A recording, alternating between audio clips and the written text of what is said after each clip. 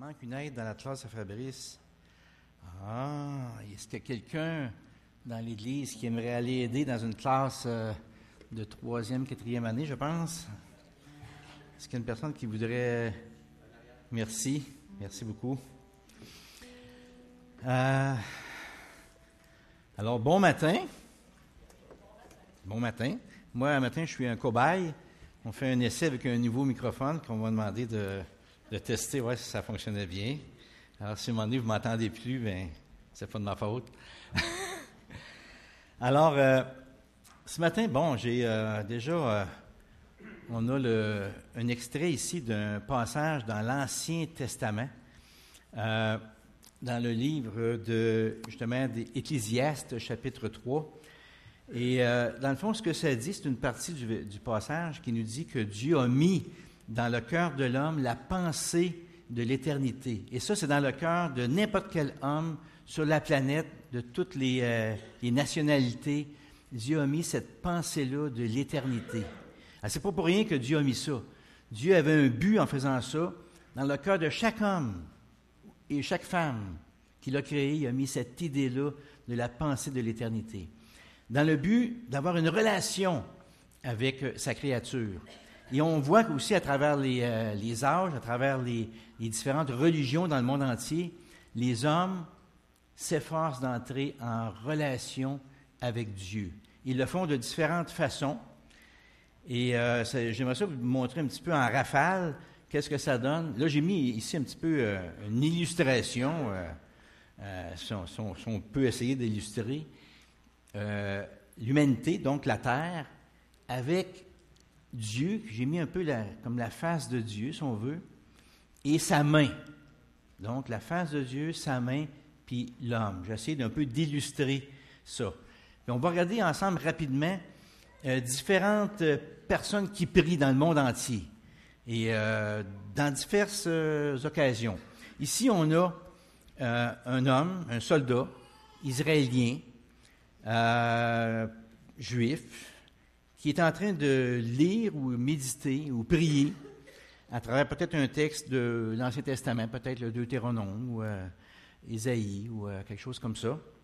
Et vous remarquez que sur son front, il y a une petite boîte. Et cette boîte-là, on appelle ça un phylactère. C'est qu'il y a, dans la boîte, il y a des parties, des fois minuscules, d'un manuscrit, des Écritures. Et ça, il y a ça sur le front et sur son bras. Dans les Écritures, on voit que la parole de Dieu, c'est dit dans certains passages qu'on doit l'avoir sur le front et sur le bras. C'est un petit peu imagé, mais lui ici, c'est plus qu'imagé. Physiquement, il l'a sur le front et sur son bras. C'est devenu pour lui une réalité. OK. Ici, on voit des mains, les mains peut-être d'une femme qui est dans la Bible, qui est en train de peut-être lire ou prier. Ici, on voit quelqu'un, un musulman, qui est en position de prière et la tête vraiment au sol parce que c'est en signe de révérence, de soumission. Et probablement qu'il est en direction de la mosquée, de la Mecque. Et puis là, il est en train de prier son Dieu, Allah. Ici, on a un bouddhiste qui est en train de justement aussi prier aussi son Dieu. On a Mère Teresa qui est en train de prier justement peut-être possiblement Marie. On peut le voir un peu à cause de son chapelet. Et on a un jeune... qui est en train de prier aussi. Et je voulais un peu vous mettre ça comme ça à l'idée qu'à travers le monde, il y a plusieurs personnes qui prient de différentes façons, qui prient Dieu ou leur Dieu. Et ce matin, justement, le sujet qu'on va aborder un petit peu ensemble, c'est la prière. Et nous autres aussi, on prie. Tout à l'heure, on a pris un temps de louange pour célébrer Dieu à travers des cantiques. On a pris le repas du Seigneur ici. On a prié. Et souvent dans nos vies, on prie. Mais j'aimerais ça qu'on regarde un peu plus ce que c'est la prière. Et voici donc comment vous devez prier. Ça, si c'était moi qui avais écrit ça, vous diriez, donc bien prétentieux celui-là un matin, de venir nous dire comment on doit prier. Heureusement, c'est pas moi qui l'ai écrit, OK? C'est vraiment pas moi, puis je suis vraiment pas digne d'être ici puis vous dire, voici comment prier, OK? Mais cette parole-là, c'est Jésus, Christ lui-même sur terre, qui l'a dit à travers, on le voit à travers les Écritures, dans Matthieu, chapitre 6, au verset 9. C'est ce que Jésus nous dit.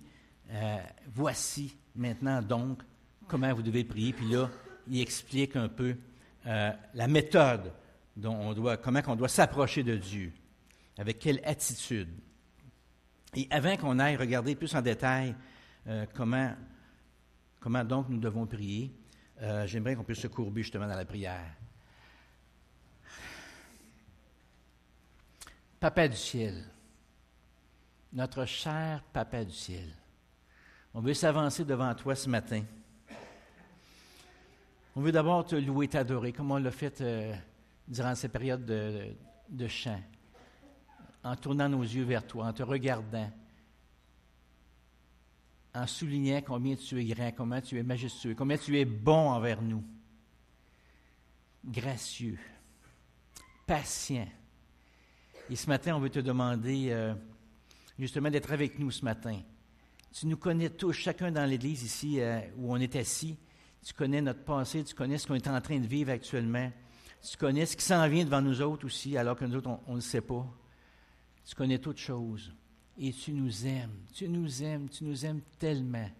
Je te prie ce matin, par ton Saint-Esprit, de permettre de disposer nos cœurs, parce qu'on puisse bien comprendre ce que tu veux nous enseigner. Quand toi-même, tu nous disais il y a 2000 ans, voici donc maintenant comment vous devez prier. Touche nos cœurs, Seigneur Jésus, ce matin. Et sois avec moi dans le choix des mots pour bien communiquer ton beau message. Dans ton beau nom, Seigneur Jésus. Amen. Alors, on va commencer. Voici donc comment vous devez prier. On va parler un petit peu de contexte avant de rentrer directement dans le sujet. Vous pouvez tourner avec moi dans Matthieu. Ce matin, on va pas mal rester dans Matthieu. Évangile de Matthieu, au chapitre 6. On va commencer un petit peu pour comprendre le contexte, à partir du verset 5 jusqu'à 8. Ici, le contexte, c'est vraiment que Jésus est en train il est sur la montagne. Tu sais, il est en train de faire son fameux sermon sur la montagne, qui est bien connu. Et ça, le sermon sur la montagne commence au chapitre 5, 6 et 7, les 3 chapitres qui couvrent l'enseignement de Jésus à travers une foule qui était là, qui l'écoutait. Et dans le milieu, il va parler justement de la prière. Et au verset 5, il commence comme ça. Lorsque vous priez, ne soyez pas comme les hypocrites qui aiment à prier debout dans les synagogues et au coin des rues pour être vus des hommes. Je vous le dis en vérité, ils reçoivent leur récompense. Mais quand tu pries, entre dans ta chambre, ferme ta porte et prie ton Père qui est là dans le lieu secret. Et ton Père qui voit dans le secret te le rendra. En priant, ne multipliez pas de vaines paroles, comme les païens qui s'imaginent qu'à force de paroles, ils vont finir par être exaucés. Ne leur ressemblez pas, car votre Père sait de quoi vous avez besoin avant même que vous lui demandiez. Ici, j'attire votre attention un peu sur le verset 7. En priant, ne multipliez pas de vaines paroles. Dans le texte grec dans lequel l'original est écrit, il y a un seul mot qui est traduit ici en français par 3 mots. Les 3 mots, ce sont multiplier, vaines, paroles. Ces 3 mots-là, dans le grec, c'est un seul mot. Et quand on le traduit, si on veut, littéralement, ou ce que ça veut dire, ce mot-là, que je ne vous nommerai pas, là, parce que je ne suis pas assez fort dans mon grec, Joël pourrait le faire, mais moi, je ne me risquerai pas à vous le nommer. Mais ça veut dire, ce mot-là, qu'on traduit en français par 3 mots, ça veut dire rabâcher ou baragouiner.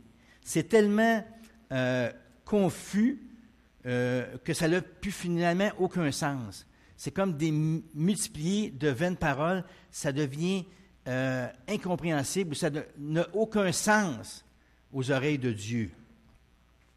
Et ça, c'est une mise en garde qui est là, de ne pas prier de cette façon-là à répétition. Et au verset 9, « Voici donc comment vous devez prier. »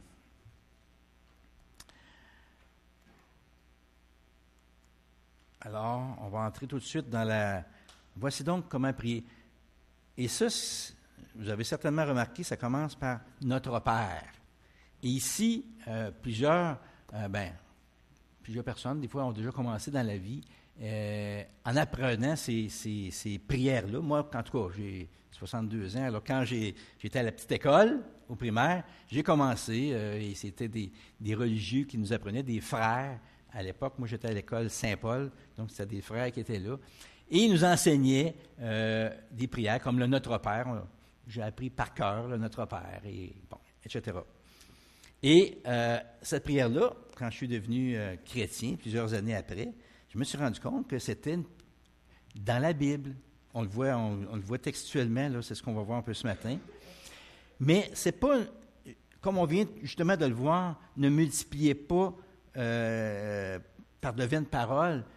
Dans le fond, c'est pas vraiment une prière. Ici, Jésus, comme il nous dit, voici donc comment. Donc, comment, ça veut dire que c'est comme une méthode, c'est comme un frame, c'est comme un squelette un peu que Dieu nous donne, une façon de faire. Mais ce n'est pas une prière qu'on doit apprendre par cœur et réciter à répétition. C'est un modèle. Donc, il faut vraiment le comprendre dans ce sens-là. Voici donc comment, la façon, un exemple que vous devez prier. Et là, la première partie, vous allez voir qu'on va le diviser comme en deux parties. Les deux premiers versets, versets 9 et 10, c'est vraiment l'idée que Jésus dégage, c'est de tourner nos yeux et chercher la face de Dieu. Donc, c'est vraiment un regard par en haut, chercher la face de Dieu. Et dans la deuxième partie qu'on va voir un peu plus tard, c'est vraiment baisser nos yeux un peu et chercher la main de Dieu. Mais souvent, honnêtement, on est bien plus comme réflexe en premier à chercher la main de Dieu, la main qui pourvoit, qui donne. Mais ici, Jésus nous porte attention, chercher la face de Dieu. Et vous allez voir que tous les prochains versets, vous allez voir, ça commence par le « notre ».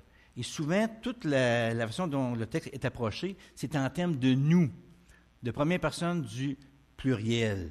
Et pourquoi que c'est donné en termes de « nous », c'est un peu l'idée ici qui est sous-entendue un peu, c'est que c'est plus une méthode de prière, si on veut, en collectivité.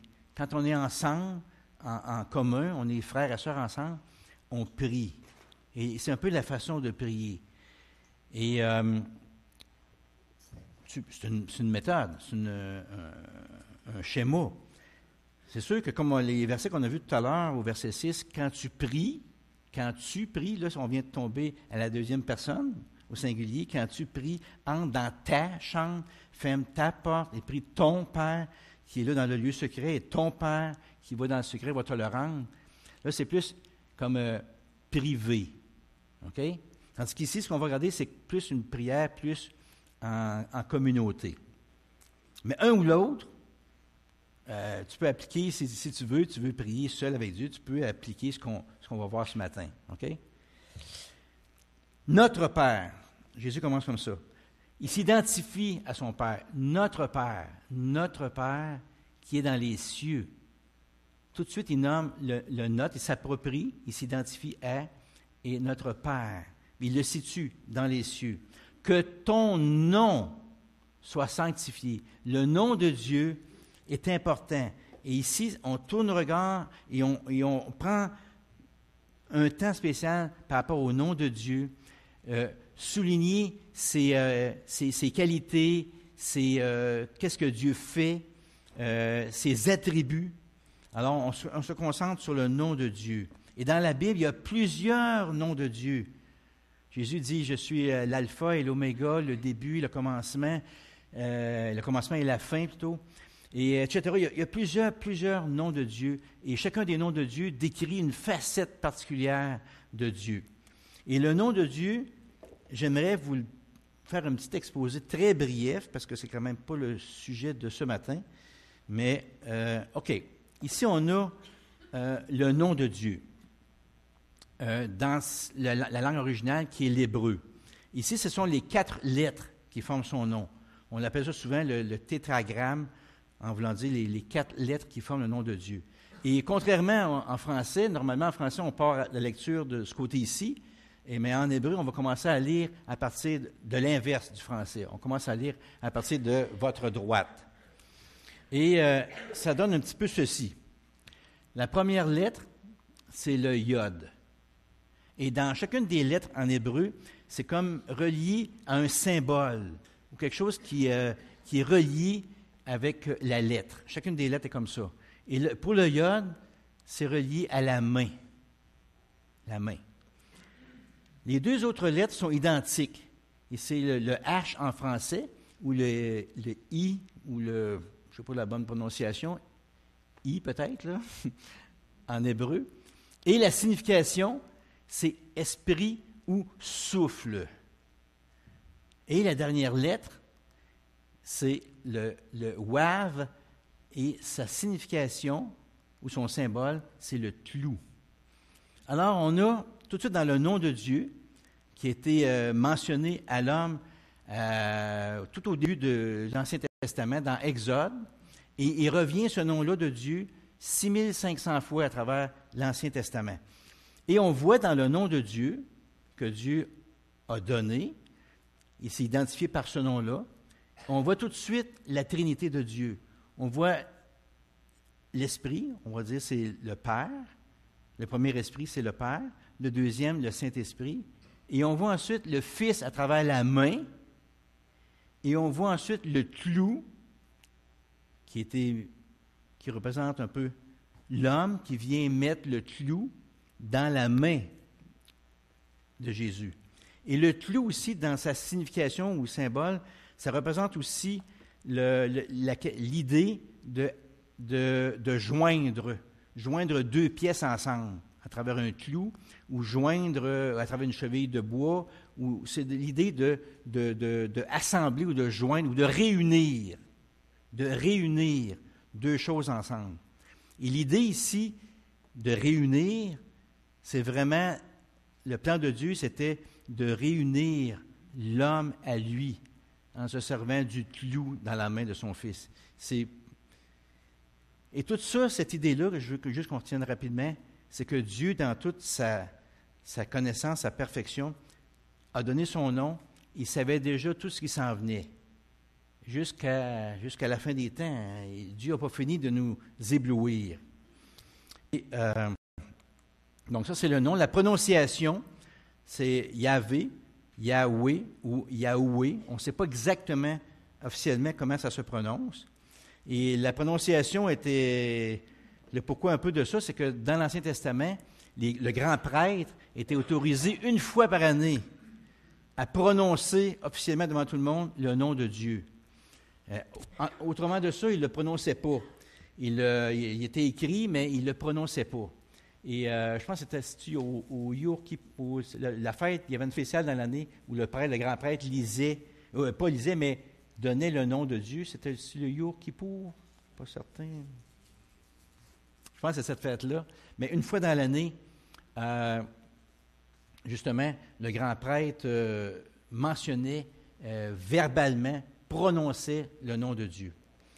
Alors, donc, comme je disais un peu tout à l'heure, 6500 fois dans l'Ancien Testament, traduit en français par « éternel » par Pierre-Robert Olivetan en 1535. Alors, et ce nom dériverait d'une conjugaison du verbe « être » en hébreu. Dieu se présente comme le « je suis » dans l'Ancien Testament, dans Exode, et Jésus, plus tard, dans le Nouveau Testament, se présente comme le « je suis » à travers l'Évangile de Jean, où on retrouve 7 fois l'expression « je suis » quand Jésus dit « je suis le pain de vie, je suis la porte, je suis le bon berger, je suis la résurrection et la vie ».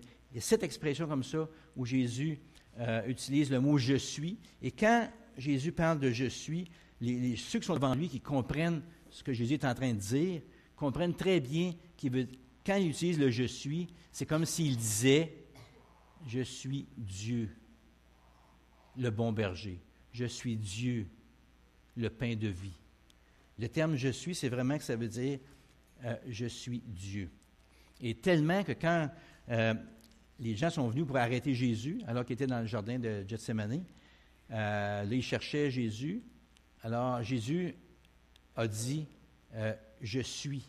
Et quand il a dit « je suis », les gens devant lui ont tellement été surpris de cette expérience-là. C'est comme si Jésus disait « je suis Dieu ». Et là, ils ont reculé d'un pas et ils ont tombé sur leur derrière, tellement ce nom-là était gros pour eux autres. Donc, que ton nom soit exalté. Déjà, je vous ai emmené un petit peu à réfléchir à la grandeur du nom de Dieu. Que ton règne vienne. Que ton règne, on est rendu au verset 10. Que ton règne, quand on parle de règne, ça veut dire qu'il y a un roi, il y a un royaume. Que ton règne vienne. Vienne, ça veut dire qu'il n'est pas encore arrivé. Le règne de Dieu au ciel, il est arrivé. Le royaume de Dieu est au ciel. Dieu règne dans son ciel. Mais est-ce qu'il règne sur la terre? Est-ce que Dieu règne sur la terre? La réponse qu'on a ici, c'est non. Parce que Jésus nous invite à prier pour que son règne vienne et que sa volonté soit faite sur la terre comme elle est au ciel. Ça veut dire que la volonté de Dieu, est-ce qu'elle est faite sur la terre actuellement? Non. Elle est faite au ciel, dans le royaume de Dieu au ciel. Mais sur la terre, ce n'est pas le royaume de Dieu actuellement sur la terre. Le royaume de Dieu est proche, que Jésus nous dit, mais actuellement, c'est quel royaume qu'on a sur la terre? C'est un royaume qu'on n'aime pas parler, un royaume qu'on passe sous silence, qui ne fait pas les manchettes, qui ne fait pas les médias. Mais ce n'est vraiment pas le royaume de Dieu sur la terre. On prie, Jésus nous demande de prier que le royaume de Dieu vienne sur la terre, comme il est au ciel. Mais actuellement, ce n'est pas le cas. C'est plus le royaume de l'ennemi de Dieu. C'est le royaume actuellement de Satan et de ses démons qui sont sur la terre. Mais ça ne paraît pas, ce n'est pas affiché nulle part sur les... vous prenez sur l'autoroute, il n'y a pas de grandes choses d'affiche avec vous êtes dans le royaume, bienvenue dans le royaume de Satan. On ne voit pas ça, en nulle part. C'est caché. C'est caché, mais c'est une réalité pour ceux qui voient comme Dieu voit. Pour les enfants de Dieu qui prennent le temps dans les Écritures de regarder la vérité, ils se rendent compte qu'à plusieurs endroits, on voit que c'est ça la réalité, la triste réalité, c'est ça. Que ta volonté soit faite sur la terre comme au ciel. J'aimerais ça qu'on vous tourniez avec moi un petit peu dans Matthieu, on reste dans Matthieu, au chapitre 26 et au verset 36. Ici, le contexte, dans Matthieu, chapitre 26, verset 36, ici, on se trouve dans le jardin de Gethsémani, justement, un peu comme tout à l'heure je vous parlais. Jésus est là, et au verset 36, ça dit ceci.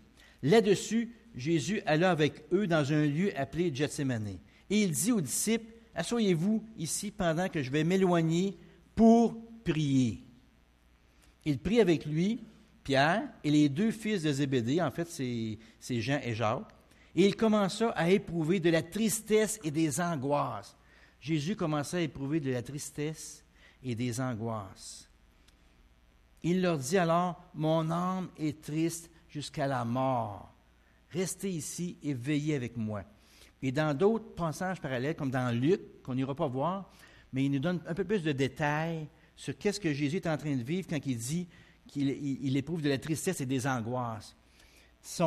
Il y avait des sueurs, Jésus, et de son front, de ses sueurs, coulaient comme des grumeaux de sang qui tombaient à terre. Pour vous dire jusqu'à quel point Jésus était angoissé.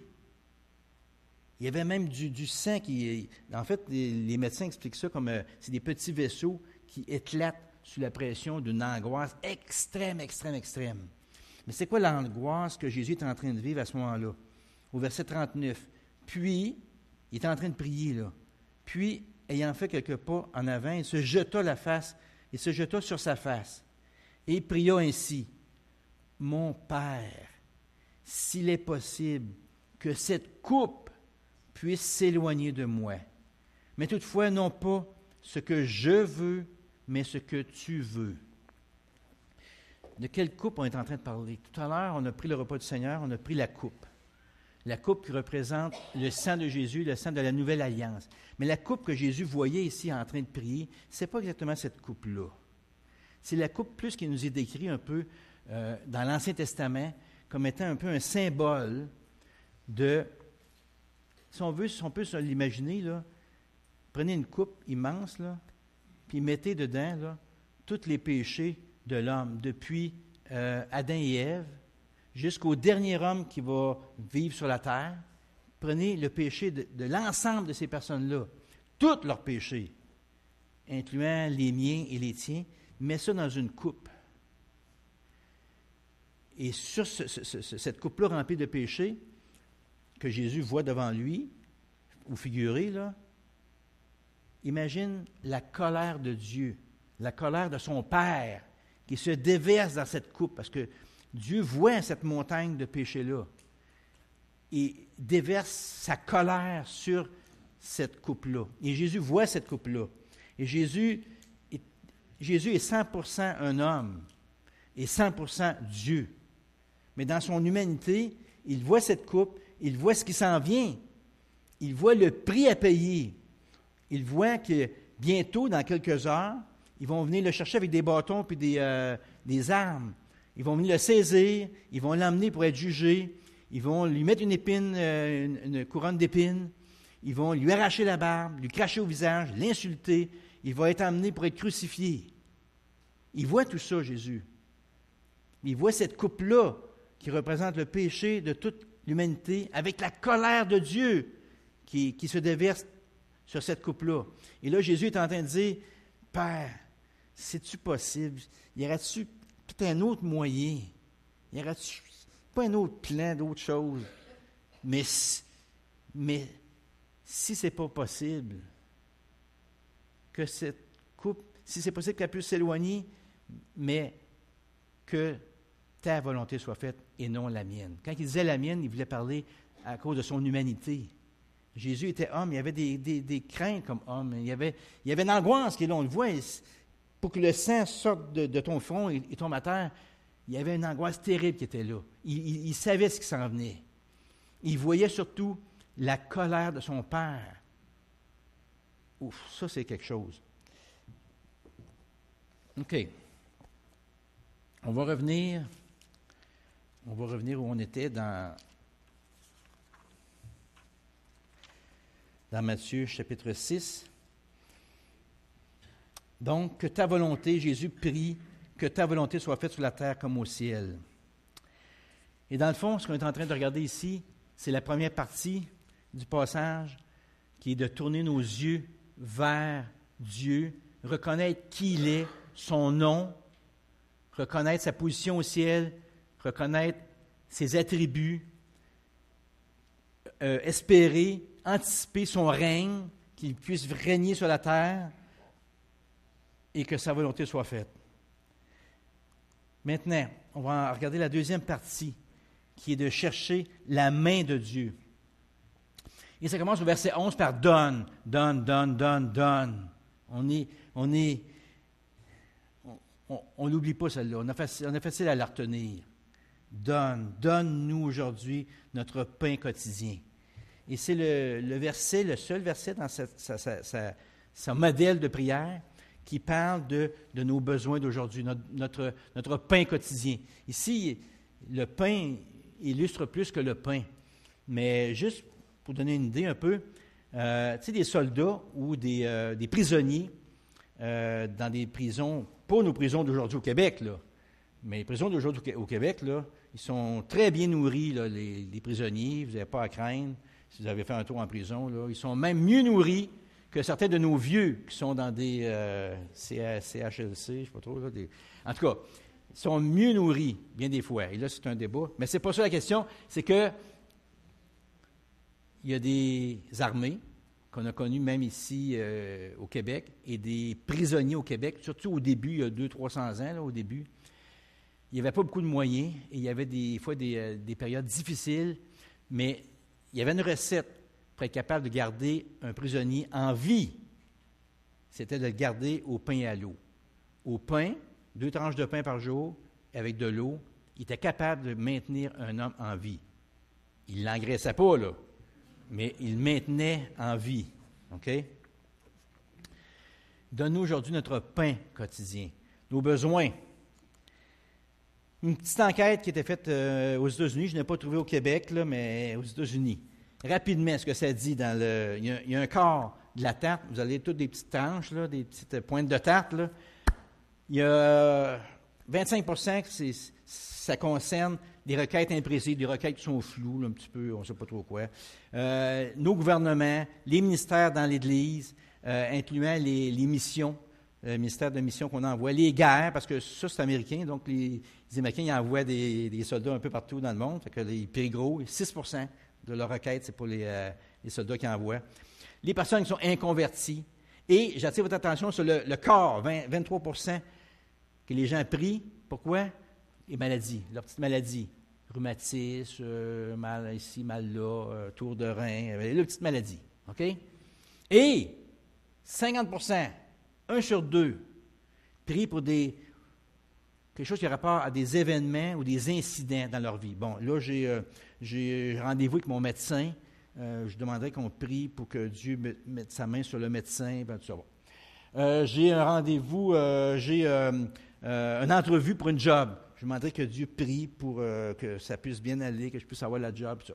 J'ai un accident, mon char il est au garage, puis il ne sait plus quoi faire, comment le réparer, puis ça va me coûter une fortune. Je demanderais qu'on prie pour... comprenez? Ça, c'est 50 des événements, des incidents ou tout ça d'affaires de même. C'est pas que c'est pas légitime, mais il faut se questionner un petit peu sur la priorité qu'on met sur nos requêtes ou la grandeur qu'on met sur ce genre de requête-là. Constat, une prière pour une personne perdue, une prière pour nos missionnaires, et les 8 autres prières sont liées à nos listes de choses à faire. Ça ressemble à quoi? Ça ressemble souvent à ce qu'on prend Dieu pour une machine distributrice. Malheureusement. Mais c'est juste ça ne veut pas dire que toutes nos requêtes sont comme ça, là. On se comprend bien, mais il y a un danger. Il y a un danger. Et Dieu nous dit au verset 11, donne-nous, dans le fond, Dieu veut qu'on lui confie nos requêtes. Donne-nous aujourd'hui notre pain quotidien. Et au verset 12, pardonne-nous nos offenses, comme nous aussi nous pardonnons à ceux qui nous ont offensés. Et tout de suite, je vais lier un peu la suite du verset 12. Je vais aller tout de suite au verset 14 et 15. Parce que les versets 14 et 15 viennent un peu comme nous donner un complément d'information sur le verset 12. Dans le verset 12, Jésus nous dit de prier en tenant compte de ceci. On demande à Dieu, pardonne-nous nos offenses, nos manquements, nos péchés, comme nous aussi nous pardonnons à ceux qui nous ont offensés. Et au verset 14, c'est une remarque, là, un commentaire. Si vous pardonnez aux hommes leurs offenses, votre Père céleste vous pardonnera aussi. C'est Dieu qui nous dit ça, là, à travers Jésus. Mais si vous ne pardonnez pas aux hommes, votre Père ne vous pardonnera pas non plus vos offenses, vos manquements. Aïe, aïe. Il y a 3 versets. Dans ces 3 versets-là, 6 fois, on nous parle de pardonner. Le mot pardon, ou pardonne, ou pardonnera, ou pardonner, différentes variations. Mais il y a 6 fois dans 3 versets, 2 fois par verset. Ça veut dire que c'est important, le pardon? Est-ce que Jésus est en train d'insister sur le pardon ici? Puis même, il nous met un genre d'ultimatum, là, au verset 15. Mais si vous ne pardonnez pas aux hommes, votre Père ne vous pardonnera pas non plus vos offenses. Pourquoi tellement important le pardon? Tout à l'heure, on a parlé que Jésus voyait la coupe devant lui qu'il devait prendre. Et là, cette coupe-là, ça représentait le péché du monde entier et la colère de Dieu qui se déverse là-dessus. Et que là, une des conséquences de ça, c'est que Jésus allait être, que Dieu, son Père, allait détourner la face de Jésus. Parce que Jésus prenait littéralement tous nos péchés, il les mettait sur ses épaules. Il prenait mon péché, ton péché. Autrement dit, il prenait ma condamnation. C'est moi qui aurais dû être condamné à mort à cause de mes péchés. C'est toi qui aurais dû être condamné à mort pour tes péchés.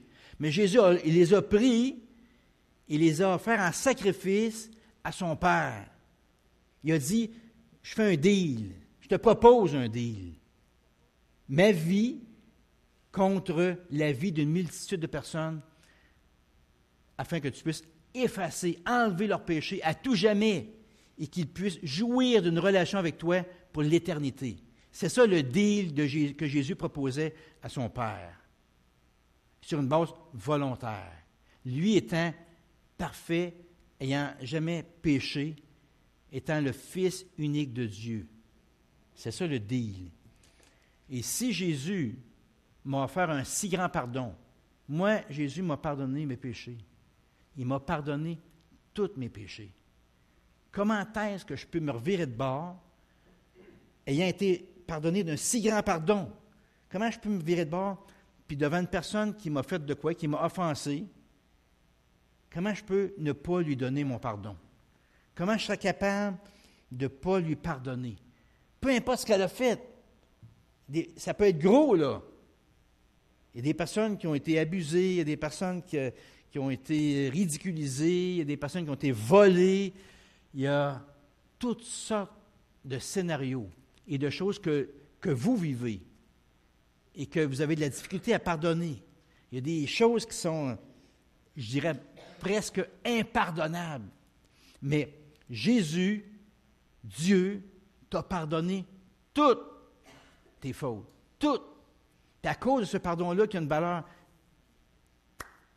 infinie, comment toi tu vas te revirer de bord puis ne pas pardonner à celui qui t'a fait mal?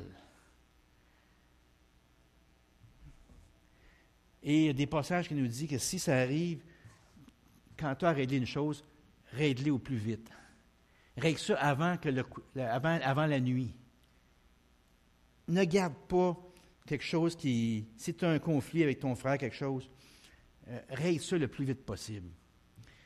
Même si c'est un pardon qui est partiel, fais-le le plus vite, reviens-y plus tard, parce que des fois, on pardonne, puis on se rend compte 2 semaines après que finalement, on avait dit qu'on la pardonnait, mais finalement, c'était pas si pardonné que ça, parce que ça te revient, tu sais. Tu y repenses encore. Puis quand tu as avoué, bien, tu passes à côté, tu sais. Fait que tu as pardonné, mais... Fait que ça se travaille devant Dieu qui t'a tellement aimé, qui t'a pardonné. Jésus, il m'a pardonné, hein. Quand je vais le voir au ciel, il ne fera pas un détour pour m'éviter. Il va ouvrir grand ses bras et il va dire, entre dans mon repos, dans ma joie. OK. Pardonner. Et le verset 13, ne nous induis pas en tentation, mais délivre-nous du malin. Ne nous induis pas en tentation. C'est que Jésus a été tenté. Tu sais, Jésus, quand il était dans le désert, au début de son ministère terrestre, à l'âge de 30 ans, il a été conduit dans le désert. Et là, il a été 40 jours sans manger dans le désert. Et qu'est-ce qu'il a fait pendant ces 40 jours-là? Il a prié. Ça. Mais qu'est-ce que le malin faisait? On le voit ça dans Luc. Le malin, le diable, a tenté Jésus pendant 40 jours. Il n'a pas chômé, là. Il ne l'a pas lâché. Il l'a talonné pendant 40 jours. Puis là, les récits qu'on voit je pense qu'on voit ça dans Matthieu 4, chapitre 4, versets 1 à 11. On n'y retournera pas parce qu'on n'aura pas le temps. Mais on voit que le malin s'est acharné sur Jésus pendant 40 jours. Et là, ce qu'il nous a raconté, les 3 événements, les 3 tentations, c'est juste la dernière journée, ça, après les 40 jours. Mais il ne l'a pas lâché pendant 40 jours. Puis c'était toujours des affaires insidieuses, là. Comme, on va y retourner peut-être un petit peu vitement, là. Je ne veux pas trop. Mais brièvement, Matthieu, chapitre 4, verset 1. Le tentateur s'étant approché au verset 3, lui dit, si tu es le Fils de Dieu, ordonne que ces pierres deviennent des pains. Mais c'est sûr, Jésus, ça faisait 40 jours qu'il n'a pas mangé. Puis il y avait des pierres devant lui. Puis des petites pierres rondes qui ressemblent à une belle petite miche de pain qui sort du four là, quand c'est tout chaud. Là. Moi, ma femme a fait des toasts le matin. Puis je ne suis pas capable, quand l'odeur des toasts me pointe dans le nez, il faut au moins que je m'en fasse une demi-toast. J'essaie de ne pas en prendre là, parce que je surveille certaines affaires. Mais je suis plus fort que moi, je faut en prendre au moins la moitié d'une. Mais je toi, puis j'ai pas jeûné bien main, là. Après 40 jours que tu as jeûné, là, tu vois ces petites miches de pain-là, là, Jésus, il devait y voir comme des pains, des pains sortis du four, c'est sûr. Puis Satan devait y envoyer des odeurs de boulangerie, là. Ça devait être extrêmement dur. Si tu es vraiment le Fils de Dieu, ordonne que ces pierres-là deviennent des pains. Mais Jésus a répondu quoi? Il est écrit, l'homme ne vivra pas de pain seulement, mais de toute parole qui sort de la bouche de Dieu. Il y a 3 reprises comme ça, le diable essayait de le prendre au piège. Il y en a une, OK, Jésus a monté sur c'est-à-dire le démon, l'a emmené au-dessus du temple, mais la 3e, au verset 8. Le diable le transporta encore sur une montagne très élevée. Il lui montra tous les royaumes du monde et leur gloire. Tout à l'heure, on parlait de qui était le maître de ce monde, actuellement. On le voit ici. Je te montre tous les royaumes du monde et leur gloire. Et Satan dit, je te donnerai toutes ces choses si tu te prosternes et m'adores. Je te donnerai toutes ces choses. Donc, c'était à qui que ça appartenait, toutes ces choses-là? Ça appartenait, c'était sous l'autorité, si on veut, ou sous la gestion de Satan, qui était le maître de tout ce royaume terrestre. Jésus a dit, il est écrit, tu adoreras le Seigneur ton Dieu et tu le serviras lui seul. À toutes les fois, Jésus répondait par la parole de Dieu, en citant les Écritures, en citant la parole de Dieu. OK. Maintenant, j'aimerais ça terminer, parce que l'heure avance tellement vite, terminer par quelques exemples de prière. Oh! Ici, on a une belle petite fille. Elle a 5 ans. Elle est dans un beau tas de feuilles. J'aurais aimé ça trouver une photo d'Andréane, c'était ma fille, mais c'est pas. J'ai pris une autre photo, OK? C'est pas vraiment ma fille. Mais c'est comme si c'était ma fille. C'est les mêmes feuilles, hein? C'est les feuilles, même couleur, mais c'est pas exactement ma fille, OK? À l'âge de 5 ans, j'étais à l'automne, je ramasse mes feuilles. Il a fait un beau gros tas de feuilles. Fait que là, mes 2 filles, ils jouaient dans les feuilles. Puis moi, je m'étais acheté une belle machine pour absorber les feuilles, les déchiqueter, là, au gaz, là. J'avais hâte de l'essayer. Fait que là, il était à 4 heures l'après-midi. Andréane vient me voir. « Papa, j'ai perdu ma petite étoile! » Elle était grosse de même, là. J'ai dit, « Oh! » Elle dit, « Papa, on va prier Jésus pour qu'elle la retrouve. » Ouais, 4 heures. J'ai dit, bon, qu'est-ce que tu veux répondre à ça? Ta fille qui te demande de prier. Mais là, papa, il s'est mis à genoux dans le tas de feuilles. Là, j'ai prié avec Andréane. Puis Andréane a prié avec ferveur que Jésus retrouve sa petite étoile grosse de même dans le gros tas de feuilles gros de même. J'ai dit Amen. Mais dans ma tête, c'est évident que ça n'a aucun sens, là. Voyons donc. Fait que là, comme papa un peu terre à terre, j'ai pris la balançoire qu'il y avait, je l'ai tirée plus haut que je pouvais, puis là, je l'ai lâchée. Fait que là, la balançoire, elle s'est mise à balancer. Puis là, Andréane, elle cherchait, elle déplaçait feuille par feuille, elle cherchait. Moi, j'étais là, je tassais les feuilles, là, je cherchais, tu sais. Mais je regardais la balançoire, j'ai dit à Andréane, quand la balançoire va avoir arrêté, ça veut dire que Dieu va avoir répondu. Soit que tu l'as trouvé, ta petite étoile, ou bien non, Dieu a décidé que tu ne la retrouveras pas. Dieu, ça peut être ça. Dieu répond comme ça. Là, des fois, c'est oui, des fois, c'est non. Fait que là, elle cherchait. Moi, j'attendais que la balançoire arrête de balancer. Fait que là, la balançoire était presque immobilisée. Là, j'ai dit à Andréane, comme je disais à Andréane, « Je l'ai trouvé! » Échappe-la pas! Fait que là, hey, incroyable, j'en croyais pas. Elle l'a trouvé. Mais elle l'a trouvé. Dieu a répondu à cette petite prière d'enfant-là. Moi, là, j'avais la foi, là, 0, 0, 0. J'étais pas là pantoute, mais pas pantoute. Mais elle cherchait dans le but de trouver. Elle cherchait vraiment dans le but que, oui, Dieu allait lui redonner sa petite étoile. Prière d'enfant. Que Dieu a répondu avec joie pour elle. Et pour moi, ça a servi d'exemple aussi. Et puis, elle va s'en rappeler toute sa vie. Autre personne, vous connaissez le monsieur qui est là, monsieur Henri Provencher. Et ici, lui, il a perdu sa petite fille qui s'est égarée, qui a été portée disparue en 2007, je crois. Ça fait déjà 10 ans. Mais à l'époque, en 2015, OK, ici, à l'Église, on a, comme à toutes les années, on présente l'école du dimanche, et on a un thème à chaque année. Et le thème en 2015, c'était « La prière, j'en fais mon affaire ». Il y en a qui s'en rappellent encore, 2 ans après, c'est bon. « La prière, j'en fais mon affaire ». Et là, on explique ça, bon.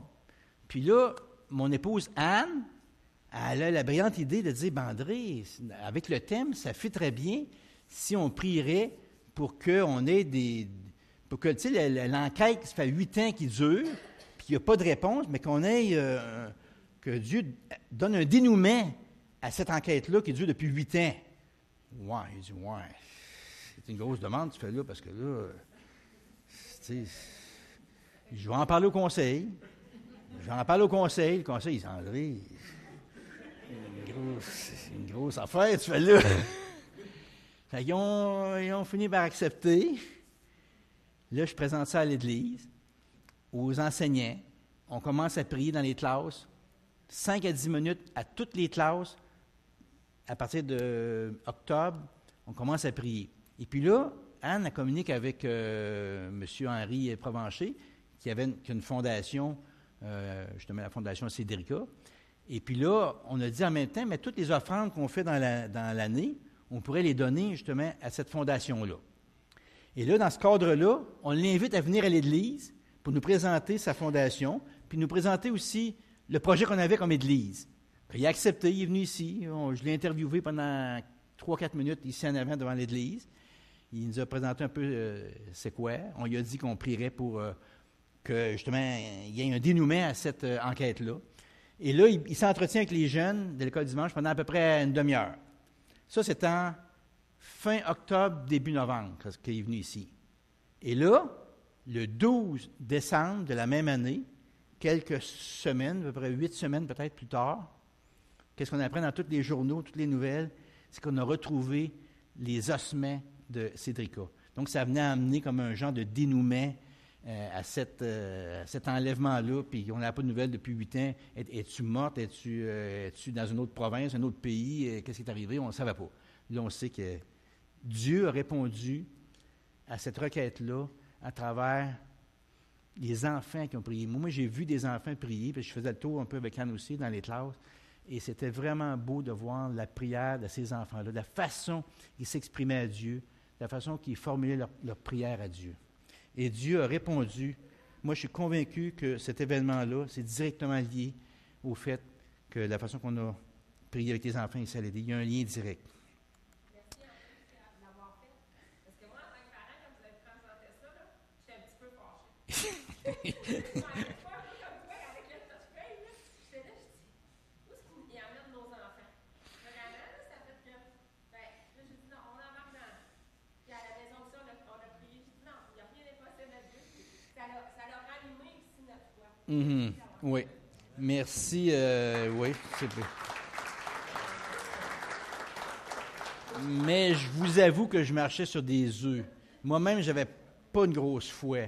Je ne sais pas comment Dieu a permis que je l'amène pareil, mais j'avais des grosses craintes. Mais finalement, Dieu a passé par-dessus mes craintes et il a touché le cœur de ces enfants-là, justement, à travers cette manifestation-là. J'aimerais prendre quelques minutes pour parler de Paul. Paul qui était en prison. Paul, c'est quoi l'objet de ses requêtes quand il était en prison? Il était en prison, mais il était, durant toute sa vie, une fois qu'il a remis sa vie au Seigneur, il était préoccupé par quoi? Il a été fouetté, les 40 coups moins un. Il a été laissé pour mort à un moment donné, tellement qu'il avait été battu. Dans ses prières, il priait pour « Oh, j'ai mal, mes plaies me font mal, priez pour moi pour que ça guérisse. » On voit ça nulle part dans les Écritures. Une fois, il a prié pour... il y avait quelque chose, peut-être à l'œil ou quelque chose comme ça. Là. Pardon? Il y avait quelque chose au niveau de ses yeux, on croit. Et puis, il a prié 3 fois pour ça. Et puis, à un moment donné, Dieu a répondu « Ma grâce te suffit. » Autrement dit, il a gardé son problème qu'il avait, mais Dieu lui a dit « Ma grâce te suffit. » Mais toutes les autres fois où il a prié, c'était par rapport à l'avancement de l'Évangile, permettre que les portes se rouvrent, que les cœurs soient transformés, qu'ils puissent entendre le message de l'Évangile, qu'ils puissent le recevoir. Il priait pour ça. Il a prié aussi, à un moment donné, que quelqu'un y rapporte son manteau qu'il avait laissé oublier quelque part, avec des parchemins, les documents qu'on voit sur l'image. C'était des requêtes techniques, on va dire, mais que Dieu a permis que ça soit répondu. Alors ça, c'est l'apôtre Paul, et je vais terminer par le dernier ici, qui est Jésus, qui était sur la croix. Jésus sur la croix, il a fait 3 prières. Il a parlé à son Père 3 fois sur la croix. Et voici ce qu'il a dit. « Père, pardonne-leur, car ils ne savent ce qu'ils font. » Jésus, sur la croix, en train d'accomplir sa mission, voyant qu'il a été rejeté par la majorité des Juifs, il dit « Pardonne-leur. » Donc, l'idée du pardon était dans la tête de Jésus. « Pardonne-leur, car ils ne savent pas ce qu'ils font. » La deuxième fois qu'il s'adresse à son Père, il dit « Mon Dieu, pourquoi m'as-tu abandonné? » Tout à l'heure, on a parlé de la coupe que Jésus voyait devant lui et qu'il se demandait si c'est possible que cette coupe-là puisse s'éloigner de moi, mais non pas ma volonté, mais que ta volonté soit faite, Père. Et ici, Jésus sur la croix mentionne « Mon Dieu, pourquoi m'as-tu abandonné? » C'est comme s'il vient confirmer que la coupe, il l'a vraiment pris. Et le résultat de ça, la conséquence, c'est que Dieu, le Père, a détourné son regard. Il y a eu une séparation là, entre le Père et le Fils, le temps que Jésus prenne nos péchés, mes péchés, tes péchés. Il a pris ma condamnation, ta condamnation. Et le temps qu'il fasse ça, il a payé le prix, parce que le prix du péché, c'est quoi? C'est la mort. C'est ce que nous dit les Écritures. Le salaire du péché, le prix du péché, la conséquence du péché, c'est la mort. Et Jésus a pris la mort que moi j'aurais dû avoir, que toi tu aurais dû avoir. Il l'a pris avec lui. Mais il en a payé le prix. Un grand prix, le prix de sa vie, du fait que Dieu le Père détourne son regard de celui qui était à la croix comme ça, qui prend le péché du monde. Et Jésus, sa dernière parole qu'il a dite, c'est « Père, je remets mon esprit entre tes mains. » Juste avant qu'il rentre son dernier souffle, il a dit à son Père, « Je remets, c'est comme si j'ai ce sacrifice-là, cette coupe-là que j'ai pris, et le résultat, je t'offre mon sacrifice, ma propre vie, en échange de plusieurs personnes qui vont croire en toi et que tu vas pouvoir effacer, laver tous leurs péchés, qui vont pouvoir être réconciliés à jamais avec toi. Je t'offre mon sacrifice de ma vie. » Et là, le Père a répondu. Pas tout de suite. Jésus est mort, mais 3 jours après, 3 jours après, le Père l'a ressuscité des morts. Jésus ne pouvait pas demeurer dans la mort comme ça. Jésus, le Père l'a ramené à la vie et Jésus est maintenant assis à la droite du Père dans les lieux célestes. Prions pour terminer. Je vais demander aussi à l'équipe de s'avancer en avant. Bon Papa du ciel, toi qui nous as tellement aimés, qui as été prêt à laisser partir ton propre Fils, bien-aimé, qui était de toute éternité auprès de toi, et laquelle vous jouissiez ensemble d'une entente merveilleuse. Et Jésus, Seigneur Jésus, je te remercie d'avoir accepté de prendre cette mission, de venir sur cette terre, d'endurer ce que tu as enduré, d'être méprisé. Je te remercie d'avoir pris mon péché, d'avoir accepté de prendre cette coupe et d'avoir donné ta vie pour que moi, je puisse avoir la vie. Merci Seigneur Jésus pour ce que tu as fait et fais du bien à nos âmes. Permets qu'on puisse comprendre ce grand mystère qu'on appelle le salut, mais qui est si simple en réalité. Tu m'as aimé jusqu'à donner ta vie pour moi. Merci Seigneur Jésus. Amen.